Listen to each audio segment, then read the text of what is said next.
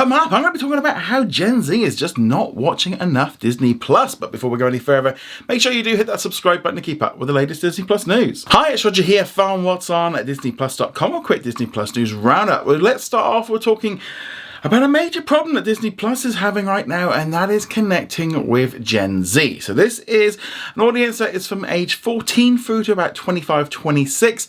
Now, I kind of in some ways look at that generation as kind of like, that's a big difference right now. Because a 14-year-old is very different from 25. You know, they got very different tastes, very different things that they're up to, different spending, different incomes.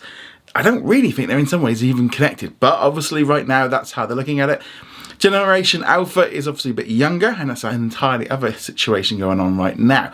But nevertheless, some new information has come out from Samba TV, which has indicated that Disney is not really connecting so well with Gen Z. So this comes down to the fact that according to the amount of people that are watching streaming services, currently 59% of them are watching more Netflix. While Max is being watched by 10% of Gen Z, Amazon Prime is at 9%, while Disney Plus is at 5%, and Hulu is at 4%. So we can look at them individually, but also combined, they are at 9%, which is about the same as Amazon and Max. So in some ways, not too much to worry about. They're in the kind of the same territory, and they're all kind of struggling to get this audience because they're so focused on Netflix. Now that's obviously just based on streaming numbers, because actually trying to get them to watch streaming on a whole is even harder because of social media, YouTube, things like that. It's much harder because there's so much choice, and they've grown up with choice that's very different. So there are some things I think that Disney Plus is struggling with connecting with this audience. Now, I'm going to kind of, in some ways, break this down into two separate kind of age categories. Now, I think there is a big difference between like 14, teenagers, and then the sort of the young adults in their young 20s. The simple truth is, if you're in the United States, and this data is based on the United States, Disney Plus doesn't really offer much for Generation Z. You can see that straight off because we've had Marvel and Star Wars, and they've grown up with this consistently. It's nothing special to them. They've probably got a bit bored of it because it's just been rolling and rolling and rolling right for their entire life. They don't know a time when it wasn't kind of the big thing. And yeah, so you got those ones there. What else on Disney Plus over the last year or so would they want to watch? The Disney Channel stuff is not aimed at 14-year-olds. They are not going to be wanting to watch some of that Disney Channel stuff because it's just aimed too young. I mean, I look at some of the shows like Doogie Kamealoha MD, which is all about a 16-year-old girl. She acts like she's 9. She doesn't act like a real 16-year-old. And teenagers are going to look at this and go, nah. Not when there's other shows being put out, especially by Netflix, that are about what teenagers are up to right now. And that involves stuff that Disney's always been a little bit iffy about going near. Now, Hulu does offer a lot of this content. It does offer shows and stuff, but I don't think that even they've been able to kind of lean in and grab the same kind of audience that Netflix has with shows like Bridgerton and Heartstopper and things like that. They've tried, we've had a few things like Love Victor, but none of them have ever hit the same scale. There is also the big thing with Netflix. It has a much larger reach because more people have got it. Now, also, probably I would say most Gen Z are probably also running a Netflix on somebody else's account, like their parents. Maybe not the older ones, they probably maybe have moved out. But, most of the teenagers are going to be running on somebody else's account, so there's that issue. And they're going to be driven to shows which are for them. And I think Netflix has done a much better job of going after that market. I think Disney doesn't really know how to target teenagers right now and 20-somethings, because a lot of this stuff is based on nostalgia. Now, obviously, there's a lot of 20-somethings that do have nostalgia for Disney shows and all the rest of it, but it's much different at that point. Yes, you might have grown up watching a lot of the classic movies and you've got that nostalgia, but in some ways it's not been long enough for that nostalgia to kick in the same way that it has for millennials and Generation X and also boomers, etc. So there's all these kind of different things that are coming into place.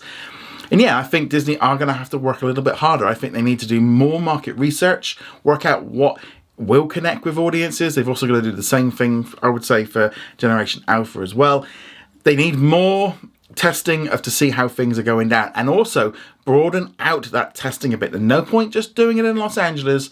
You need to do it all over the country, all over the world. You need to have, I think that's something that they really do need to do a lot more of, more research, rather than maybe the idea of what they think someone likes and what's. I think they're going to have to change it.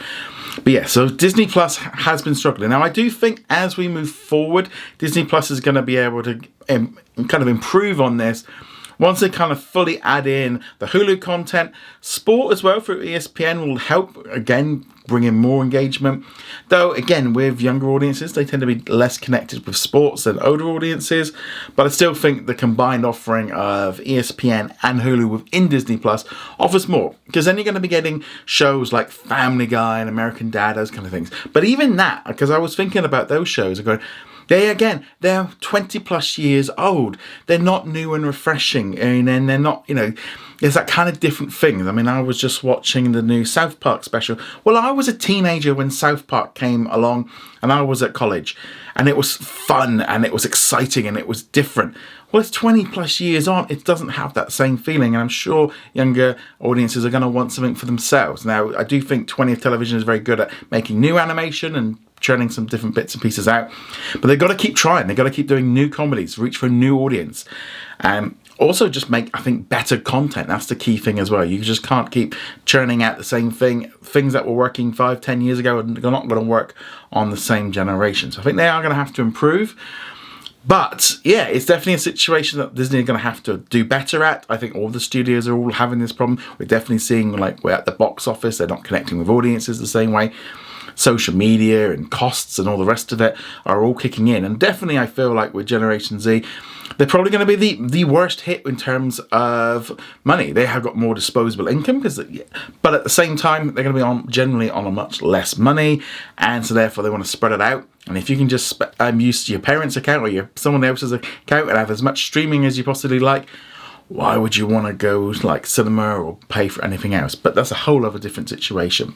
But nevertheless, I'd love to know your thoughts on this. Do you think Disney can improve this? Do you think they can do better? I'd love to hear your thoughts on this in the comments below. Moving on from there, let's now talk about a brand new original special coming soon to Disney Plus called, for the first time in forever, The Making of the World of Frozen, which is going to be dropping onto Disney Plus around the world on June the 7th. Now, originally Disney did announce that it was coming out in the US on the 1st, but all the other countries are getting it on the 7th, and they've since updated their list and removed it, so I think it's going to be happening there.